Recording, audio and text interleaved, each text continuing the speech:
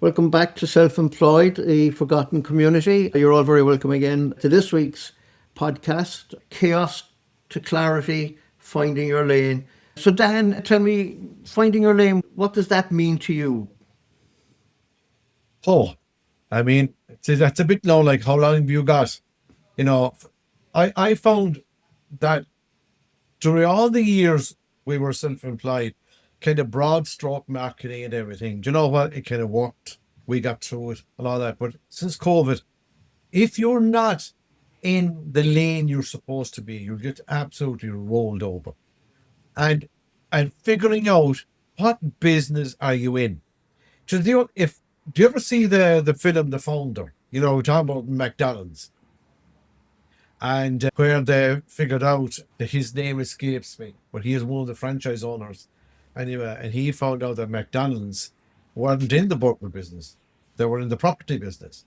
You know, and then I that got me thinking about finding your lane, and I looked at the hotel sector, and it's very interesting findings. I looked at the hotel sector, and I looked at give me a hotel that's busy in January. It's all right. We can all fit a hotel in June, July, and August. And the, most of hotel owners then say, well, that's peak season. We're great, but the peak season is too short. It's too short is because you haven't defined where you are. You're just in hospitality. You're just a reactive market. You're answering the phone, you know. But I looked at, okay, give me hotels that are busy in January. And I looked at the number one anyway would be the Gleneagle Hotel down in Killarney, right? My wife and her friend went to a concert there last sometime in January, and they went to the INEC part, and there was something like two and a half, 3,000 people there, and then the hotel was absolutely packed, every room full, bar full. In the third week of January, most hotels will give their eye teeth for that kind of business. But here's the thing: the Green Eagle, their mission back in the 70s was they wanted to be in the entertainment business. They're not in the hotel business, they're in the entertainment business. And Owen Morris O'Donoghue, uh, he had a vision that he wanted a cruise ship on land, and he got it. And then I looked at we were flying out somewhere, and we went up to Dublin Airport, and we stayed in the Maldron, right? Maldron packed. Why is it packed? Because they identified they're not in the hotel business, they're in the convenience business. And everything around everything they do, you could have breakfast on the go, breakfast in a box. You can park your car there for a week. You know, everything to do with convenience, they had it nailed, right? And then the third one I looked at was Ashford Castle, right? Very, very, very busy. But unless you have mega pots, don't go there with your wedding. Don't go to Ashford Castle for convenience. You know, don't go to Ashford Castle for a big concert and all that, because they're in the luxury business. So if you take those three, there are three hotels, but they're in completely different businesses. One Absolutely. is And they're in three different, completely different lanes. And when we yeah, talk about finding your lane, that's not business jargon, then. What we're talking correct. about is why you started. And if you take your three examples, the Gleneagle, they started because they had a vision to be in the entertainment business. So they Yeah, looked at, okay, who do they best serve then? And it's people that want to go to a concert or in the middle of January or late October. They looked at what they're actually brilliant at and where they create real value. And that's what we mean by finding your lane. It means you're not copying your competitors and you're not chasing bright, shiny, new ideas. which lead to all sorts of distractions, and you're no longer trying to be everything to everyone. That's what we mean by finding your lane. So they're absolutely fantastic examples that you gave there. I'm sure you probably have 100 more then if you were to think about it. I would, and I think maybe there is one I'd like to highlight then, because now when we're setting up this podcast, we don't want this podcast to be about us. Honest to God, we don't. But we can still tell stories that maybe would bring a solution to a listener.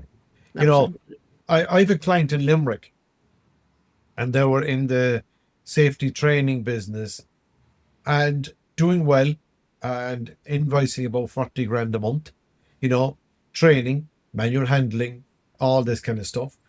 But they wanted to grow and they couldn't grow. They seemed to hit a ceiling.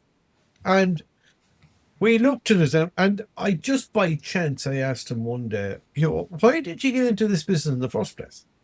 I said, two of us, we were working in a timber manufacturing plant and witnessed a very bad on-site accident. And due to negligence on the part of the plant. And one of my clients said, this is wrong. Like, everyone deserves to go home. And that was his line. Everyone deserves to go home. And then that got me thinking that they got in after that incident. Then they started their own safety training business, right? But kind of fell into this mandatory training like manual handling and stuff that you have to do, right? They got into that, but that wasn't actually the reason they got into the business in the first place. Everyone deserves to go home, right? But when we looked at it then, and we looked at their original reason why they got into business, it dawned on me that they weren't in the training business really. Yes, they're doing loads of training, but they're not in the training business. They were in the safety business. And then when they started messaging then a lot more about the safety and why they got into business in the first place, they got a phone call from very big power plant in Ireland, and they said, "You're in the safety business?" And they said, "Yeah, we are." And they said, "Right, we're putting engineers down through silos a couple of times a year, and they're literally on the end of a rope. Who's keeping these people safe?" And my guys was, "We do." And they trebled their business. They went from 40 grand a month to 120 grand a month. All because they found their lane and they found exactly why they got into business in the first place. But were sidetracked into training, like the mandatory training. But that wasn't the reason they got into business in the first place. So they tripled their business. Very interesting.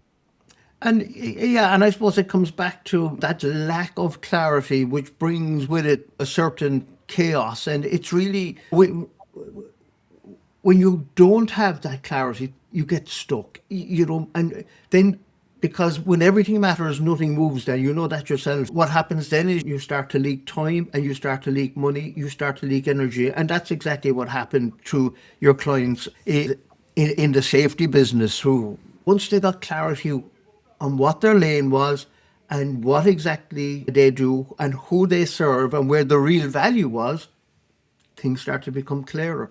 They started to take on the right clients. Because without clarity, without focus, you're going to start taking on wrong clients.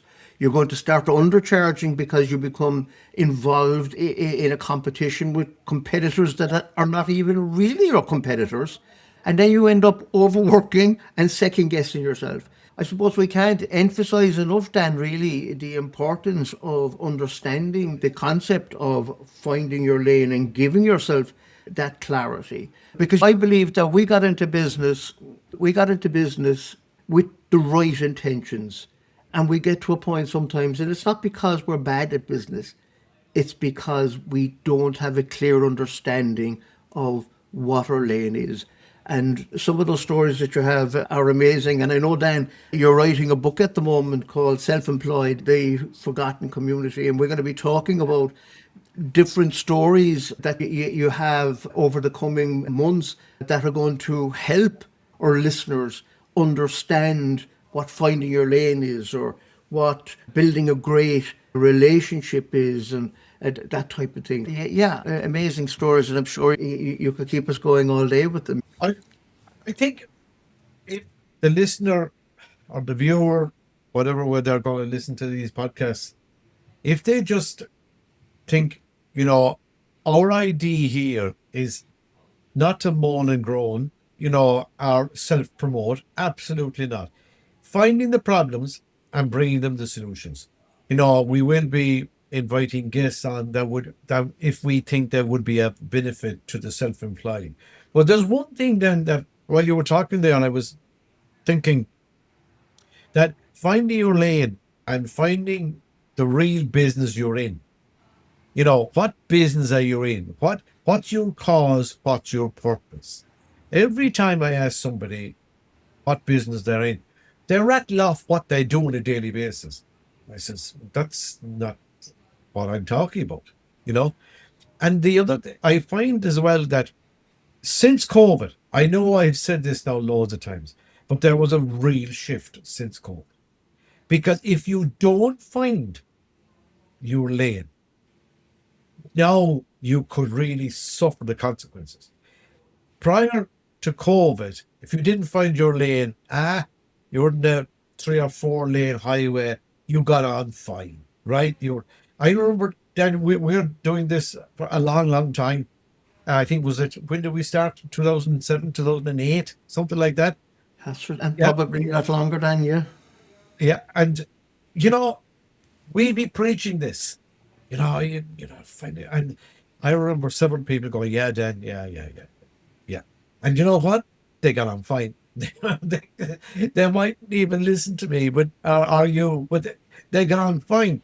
But since COVID, though, if you don't find your lane, you could end up really, really struggling. Because since COVID, I think I have a client that does this SEO, search engine optimization stuff. And he was saying that after COVID, there was 1 billion more users online than there was before COVID. Right. And we all see that ourselves. Like, I'm not stating that, this is the obvious here. But here's the thing, though. That means you have a lot more knives out there now. So now you're in a scenario where it has never been easier to get your message out there, but it's never been harder to get someone to listen. So that's why you need to find your own lane, because you're narrowing down your target market. You can't serve everybody. Now, I know businesses are different, but you need to find your lane, and you also need to follow changing times. Like some people say, where are Extravision? Remember Extravision then? And Chuck, remember them, right? I do. Where are they now? Nowhere. Why? Because they didn't watch live streaming coming, but Amazon did, and they found their lane. Where Extravision, Chartbusters, it looks like that's what happened. We don't know, but they're not around now because they didn't stay relevant and they didn't find their lane. The same, and the same can be said for Kodak. Then, if you go back to the time when everybody had a camera and you'd have to buy a roll of film, and Kodak manufactured the cameras and they manufactured the film, but then suddenly you had digital cameras coming in, and Kodak didn't see that coming. And suddenly Kodak started to disappear off the market, and you had the telephone manufacturers or the mobile phone manufacturers coming out with cameras on phones, and you had the same thing because again there wasn't clarity, and you didn't move with the time. I was probably, I can think back then when I started my first business, and it was in the environmental monitoring space. And I said this on last week's episode. Had no idea who I was there to serve. Had a scattergun approach, trying to contact everybody to see did they need my service. And of course, I got to a point where I was beginning to feel burned out because I couldn't make the right decisions. I lost confidence in what I was doing. I wasn't enjoying what I was doing.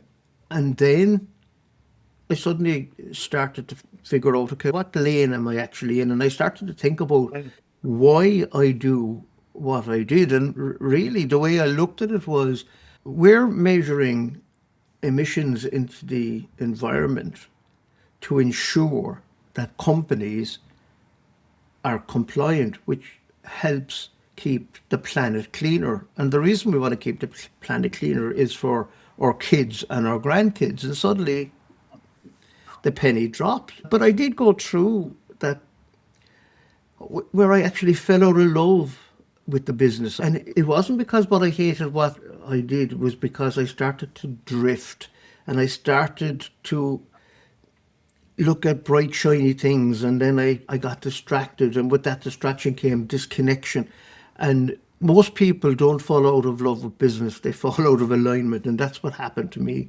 And until I became back, or I became realigned with what I really started the business out, because I had this great dream. But as soon as I started the business, the one thing that I really started to do was, okay, chasing where the first invoice is coming from, chasing where the next invoice is coming from. And sure, that formed the business that I really didn't want to be in. And until I realigned why I was doing what I was doing, success came. And I think that really was the crux of it for me when I started out. And as you say, we're at this years, but we learn by our mistakes then. And that's hopefully what we're going to be doing on this podcast, talking about the mistakes that we made, and in the hope that other business owners are not going to make the same mistakes, or at least we're going to give them some sort of exercise or some sort of advice on how to avoid falling into those same traps that we fell into. There's another point I want to, speaking of an exercise, there's another point I want to bring as well to that, is that when you find your lane, you need to be prepared to leave some clients go. There is always in everybody's business. All right, you might have a shop. Okay, everybody comes in, they all buy bread and milk. That's fine. But I'm talking about businesses that you have two different types of clients. You know, you have the client that doesn't pay you, it doesn't pay you on time, doesn't listen to you, doesn't appreciate what you do, they have no loyalty, all these, right? They cause absolute consternation in the business because they're the ones that take up all the time. You're chasing them all the time. And I always found, until you and I we did that program in California, that I always found that sure, anybody with a pulse and a checkbook is a client of mine. And my God, how wrong was I?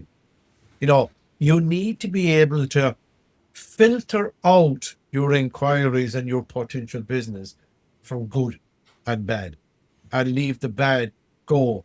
And you need to have, I suppose, the cojones to do that, because remember, we're self-employed. We're relying on paying the mortgage with the money coming in and new business. So there's a bit of, we need to be brave. There's a great story there about Steve Jobs and Apple. And when he brought out the iPhone, what was there before that was the BlackBerry? Remember the BlackBerry? Absolutely, yeah. Some people now that are listening to this podcast and we're talking about Kodak and we're talking about Blackberries and stuff. They say, for fuck's sake, how old are these guys like? but but with the iPhone, Steve Jobs had the cojones to push away people that couldn't get it into their head. Hold on a minute, I don't have a keyboard. Yeah, I don't have a physical keyboard on my phone that I can actually press. You have to do another action before a keyboard pops up.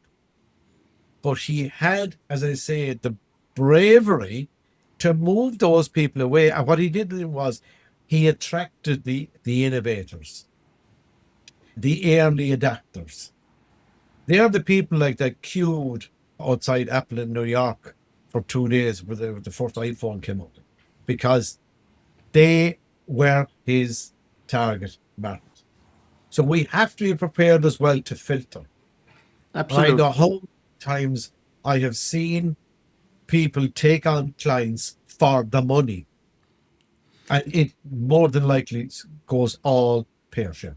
So I think that's probably a good point then to maybe introduce an exercise for this week. And I suppose if the Yeah. listeners want to try this exercise, just take out a pen and paper and write down who is your best client. And we're not talking about the loudest client, and we're not talking about the cheapest client.